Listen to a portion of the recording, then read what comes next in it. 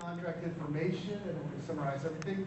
Questions, but as I mentioned, we don't have a large crowd, so if you have a question, just raise your hand. It is recorded, so they do ask that you use the mic, but if you talk really loudly, that might work too, if you don't want to get up. Here are GWAC programs at General Services Administration, GSA. They're broken down into two categories. We have two current small business GWACs. They are VETS2 and STARSIII. And then we have the one large GWAC, Alliant 2, that is all large businesses, also known as unrestricted, but there is still ways to get small business credit by utilizing our large business GWAC as well, and manages this as well as that GSA for both in the information technology category. So this is the definition of what a GWAC is. Government-wide acquisition contract. Task order can be for delivery order as well. But it must be for information technology. That's the key. There's a multiple award contract. You'll see that for professional services. Information technology must be a GWAC.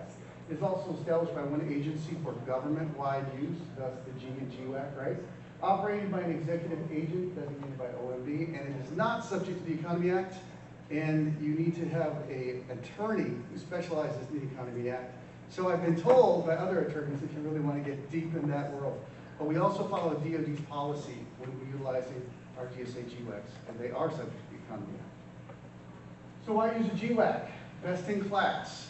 This is granted by OMB through a series of data points that we present, cost savings as well as utilization figures so that we gain that status. All of our GWACs fall into the best in class category. Speed and cost, reduce PALT times.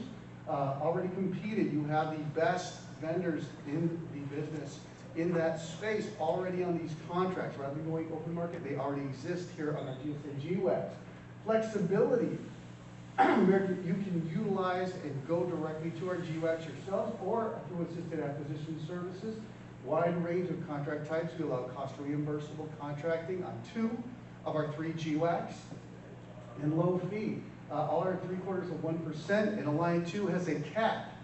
So it goes up to $150K per year, and there is no more fee.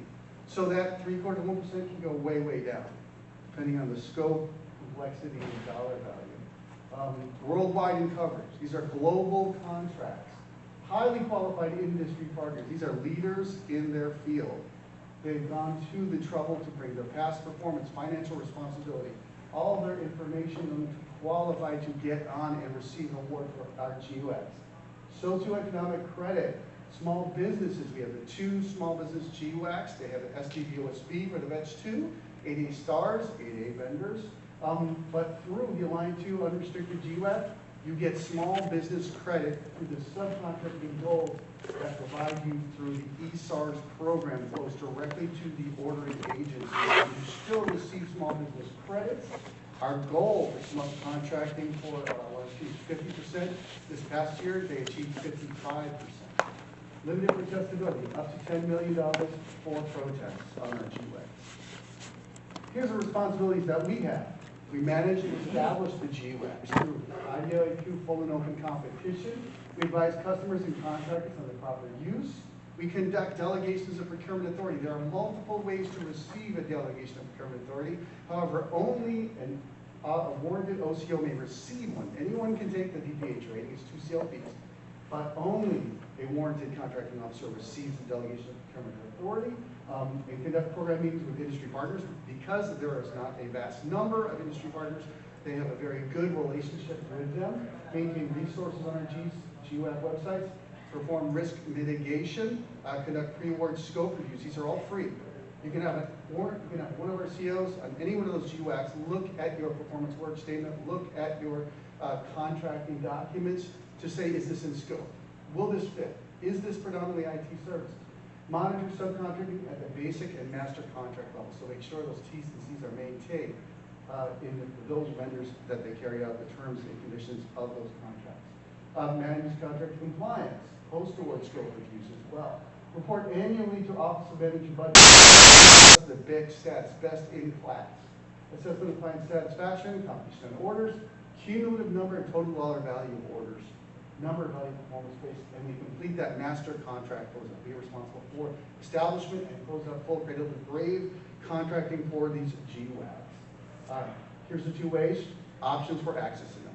You, the government buyer, can directly go in, utilize that GWAC, so long as you have a DPA, and there's multiple ways to get them, not difficult, you can then place your orders. Assisted acquisition services. We have GSAs as assisted acquisition services, which are readily available. They do have a fee related to them, but they also have discounted fees if they end up using our GWACs. So that 0.75% is actually lower if you use GSA assisted acquisition as well. Here's the scope. Task orders may be customized to meet the full IT services. Our GWACs do not do products by themselves.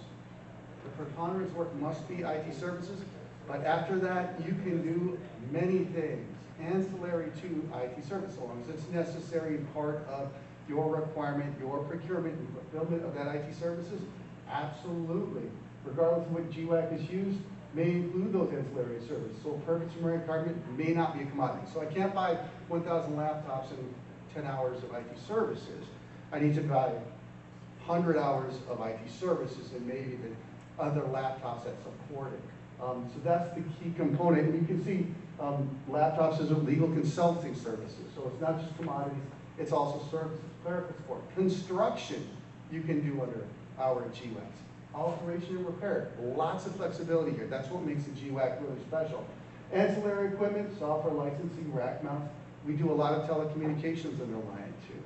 Wireless, satellite products and services. One key factor, you do not do a BPA under a GWAC. No IDIQs under an IDIQ. That's something to be very aware of. If you start doing a blanket purchase agreement, you don't have your optional CLINs with a specific dollar value, and you just say, I'm going to need this product this time, but I don't know the dollar value, and I don't know the delivery time. That's too broad. You're going to get flagged for that.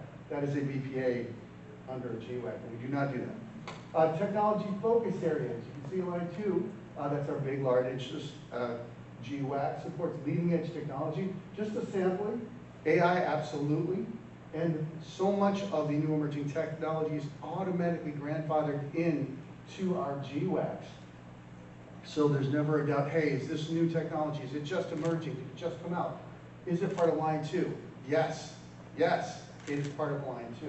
Our other VETS2 and 80 STARSIII, yes, have emerging technology, but not as broad a spectrum as our line 2 GWAC does. The line 2 industry partners in the space are making big moves. Recent blog celebrates the partnership highlights. Here's some examples. National Defense Wargaming Simulation Training, Healthcare, COVID-19 RD, Cancer Diagnostics, and environmental protections as well. Improved speed and accuracy for weather forecasting. Just another smattering of anything IT anywhere. So you see it's a pretty broad list here. And the magic words, but not limited to. So this is just a sample of what's there. And as new emerging technology evolves and becomes available, it is automatically grandfathered into these contracts. In the real world, there it is, grandfathered in scope. I'll let you read the full FEAF. Carry it back to that. And all the buzz, that's kind of funny, cloud and blockchain, not exactly all the buzz anymore. Hardware and professional services not in scope by themselves, but if it supports the IT services without question, it is allowed. And if you're ever in doubt, it's like, I don't know, is it professional services more or just IT? That free scope review, absolutely available. And you can get that final determination from a contracting officer on these contracts or an IT subject matter expert. Pre-award scope review, are we talking about that very thing? Free and optional, determine if it's a good fit for the selected GWAC. Maybe you think it's like, can this go on VETS2, 80 STARSIII? Maybe it's too complex. Maybe there's just not enough of that industry partner who can perform that. You'll get that feedback too. Review team is comprised of technical contracting professionals, as I mentioned. This says 5 business days. I've seen them as quickly as 2 days. That's usually more the average I see for folks out there in our contracting office and IT subject matter experts. And it is in a written response that you can automatically put into the contracting file. And if there's ever a question, was it in scope? Here's a determination. Here's what the scope review tool looks like. And if you have any challenges, I look at it, it's confusing. We have customer service directors that will support you with that. You can find a list of them online. The ones here in Oahu are Lynn Fujimoto, who's right in the back right here. And it's Christine Alexander's the other one who supports her in the Oahu area. So she's happy to help you and support that as well. Is any other requirement you may have, you have questions about GSA. They're there to support you. Here's the competitive ordering process. You get that received training to use the GWAC to obtain the DPA. Once you have the DPA, this is your acquisition. We're not going to sit over your shoulder and tell you, let us review your documents. This is good. But it's your acquisition development. If you like our participation, if you would like our support, we are here for you. But this is absolutely your procurement, just using the contract that's established for your utilization. So, develop your acquisition strategy, make sure those requirements are defined, issue your RFP or RFQ, contract holders will compete, you need to give them fair opportunity, we're under FAR 60.5 here, receive the proposals, make your evaluations, issue the task order, you do send a copy of that task order for as a record, we're not going to review it, we're not going to tell you it's wrong, just for a record to our program office. And then contract performance agency, get out performance surveillance, and then you close it out, final pass performance evaluation. So here's the labor categories. There's 3 labor categories, standard, non-standard, and ancillary. These apply to labor, hour, and time materials. We have the standard IT service labor category, standard IT service LCAS. They're a subset of the Department of Labor, standard occupational classifications. Each standard IT service LCAS contains 4 skill levels. This is good in the sense that each one of our industry partners will be very familiar by utilizing these 4 skill levels. And every effort should be used to standard IT service. That's true. It's absolutely not required. If you have your own labor categories and the CO determines that it's more accurate or in the best interest of the procurement to use it, absolutely, go ahead and use these. But the non-standard IT service, ancillary service labor categories, not fit, it's at your discretion. 16.505, acquisition streamlining features. Tech eval factors only include critical project success.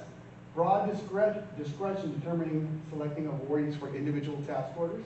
No requirement to set consideration. We're not in FAR 15, 16.505. No formal evaluation plans or scoring. Down selects, oral deliverables, other efficiencies are allowed. We embrace those. Evaluation may be completed using comparative analysis described in 13.16-2. Evaluation of quotes. So a lot of flexibility. Speed, halt time reduction, that is definitely what we're here. Fair opportunity, so long as every industry partner has the opportunity to compete, and unless you have an exception to fair opportunity, that is what you need to do. Alternative to the new agency IT service IDIQs, you may want to set your own, but you're definitely going to be facing some time to get those approvals. Large contracts, that lead time is going to be long. 18 months, 2 years, depending on the level of approvals that needs, the dollar value, complexity. Here's an example of a canceled one. 250 proposals. Alliant 2, a little over 3. VETS2, a little over 3. 80 STARSIII, over 1,000 vendors, a little over 6. So a lot easier to go through those quotes. And many of those industry partners know what their strengths are. So they're going to give you quotes based on your requirement because they have past performance or something that they've done similar and know that they can compete for that and not waste your time just saying, here, hopefully I'll get something. PALT for an IDQ, monthly years as I mentioned. Our largest assisted acquisition service using Alliant 2, anywhere from 6 to 12 months and sometimes 18 months, but that's just a rough example to give you an idea. Those very expert COs been using GSA contracts, but that's just a number I can share a little bit about. Tools for ordering contracting offices, GSA GWAC online resources, full contract copies right there. The ordering guide, ceiling pricing, there's only ceiling pricing for labor, hour, time, and materials, that makes sense. GWAC dashboard, ebuy.gsa.gov, that is our solicitation platform. That is an easy way to get to all of our vendors in one opportunity. Do you have to use it? No. You can go directly to all our vendors yourself. You can issue directly to them. If you have an exception, you can only go to one that you need. This just satisfies Contracting and Competition Act, CICA, by using that platform. Online RFQ tool, RFQ handled electronically, ensures transmittal requirements. And here's the address for all the awardees, line 2, VETS2, 80 STARSIII. One of the nice things we offer at GSA is free market research. I don't know how many of you are familiar with that. It's called Market Research as a Service. I'm not joking. Lynn Fujimoto and Christine Alexander can help you with those. That's our Customer Account Stakeholder Engagement Office. They do it all the time. If they ever need support, not getting enough responses, we can reach out to these folks. They can also be more aware of your requirements. So it's a great tool, free. You can put your market research right in there. We work with folks and agencies all the time who utilize it. It's a great tool. Websites that will bring value to your effort. Here are our GWAC websites, STARSIII, Alliant 2, VETS2, Alliant 3 and Polaris. There's another one's coming that follows to them. And Polaris is our small business GWAC. You'll see that we have very specialized small business GWACs right now, 8A and SDVOSB. And by the way, VETS2 is the only dedicated SDVOSB GWAC in the government federal procurement space. Our GWAC dashboards that open to the public, you can see our agencies who are utilizing these. Scope review, as I mentioned before. The ordering guides right here for STARSIII, VETS2, and Alliant 2. Sample statements of works and acquisition templates. Give me some examples how you structure this. In addition to that, myself, I'm an IT solution manager. My name is Eric Hagan, by the way. You should have started with that. And I work in the Customer Strategic Solutions Division. And within that office, I work in pulling examples of performance work statements, evaluation factors, similar to agencies' requirements. I need guidance on this. Give me an example of something similar. How did they scale it? I need a subject matter expert in cyber. I'll bring you those things. I can bring AI expertise.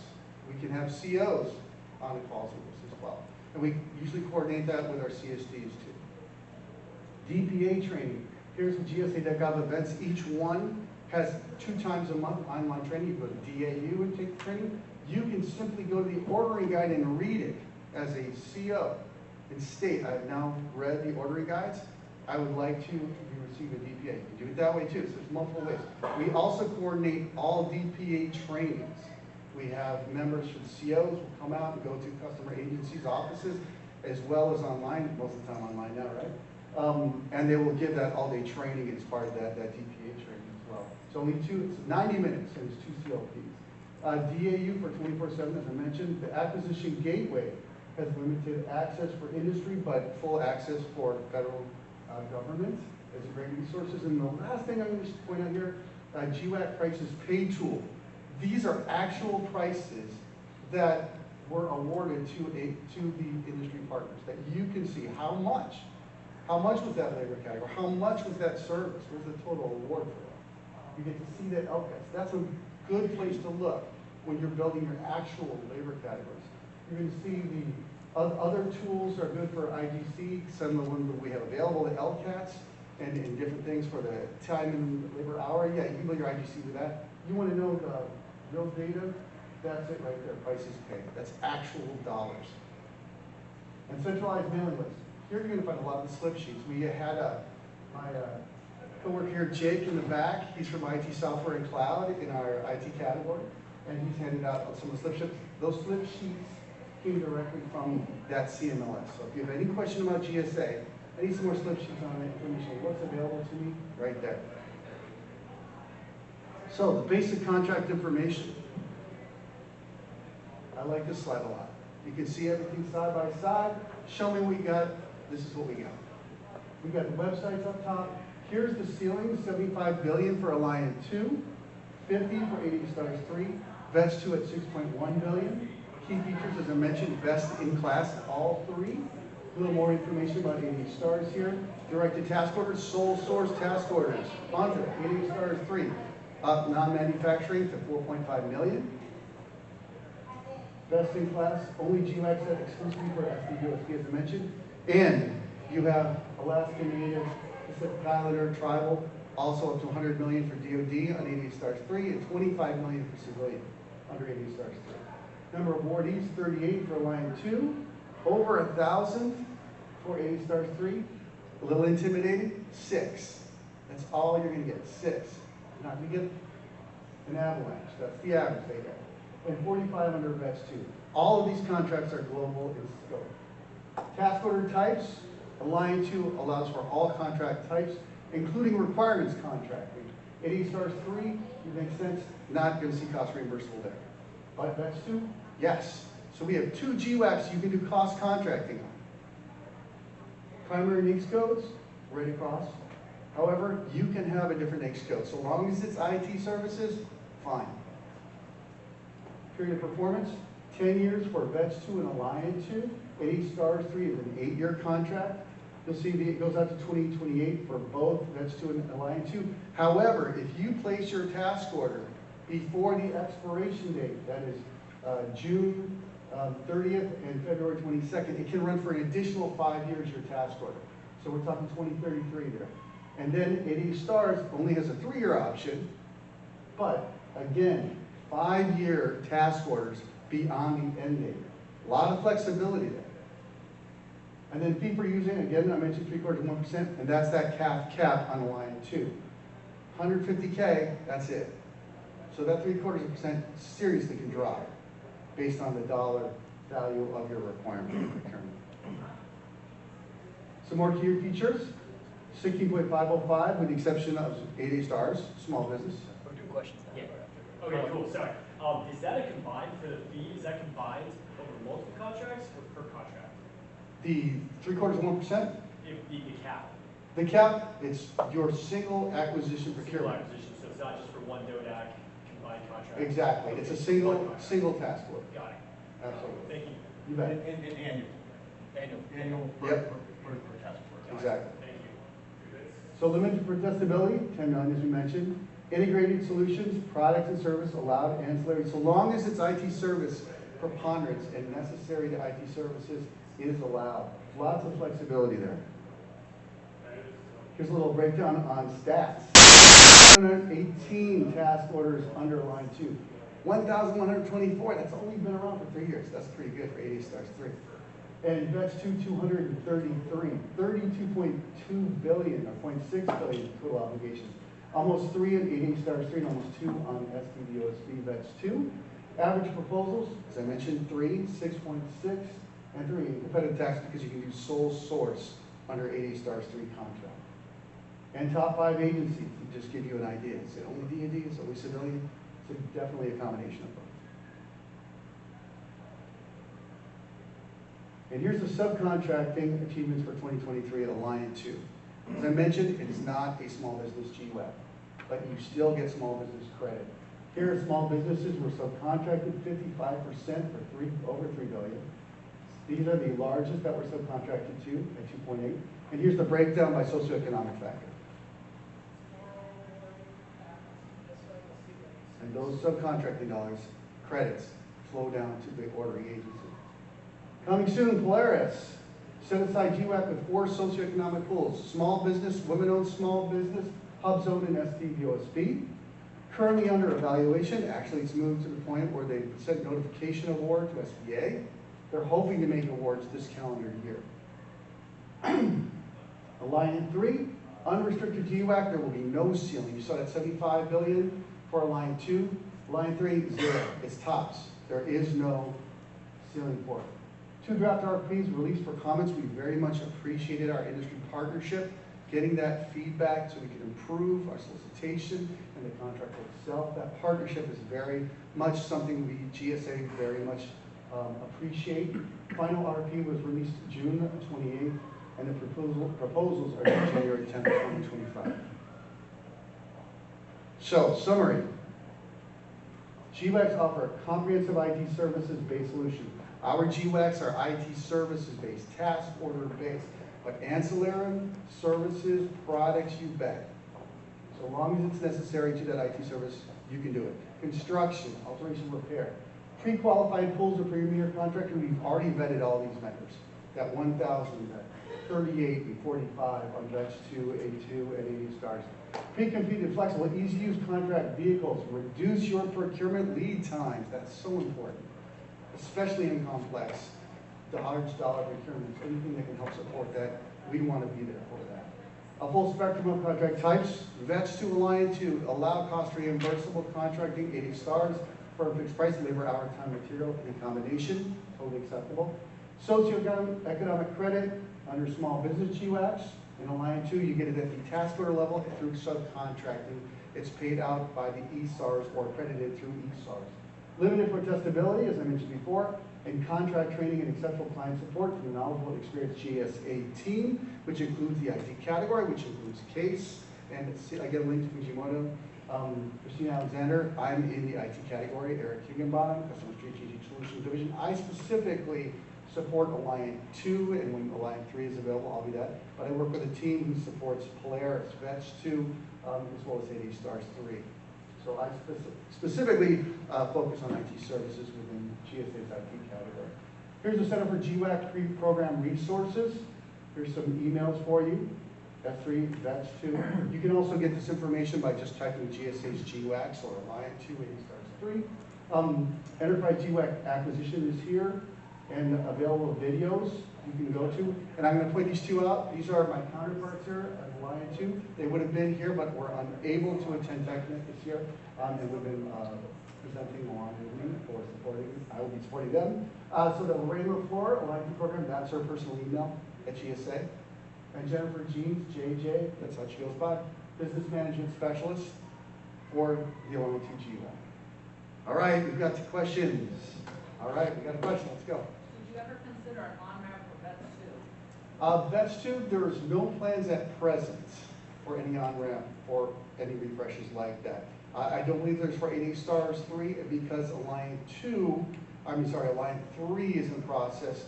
There will not be for any for Alliant 2. However, both Polaris and Alliant 3 perceive that that would be a possibility, that refreshes would be part of those future contracts. But right now, there's no plans or information about that I've been provided.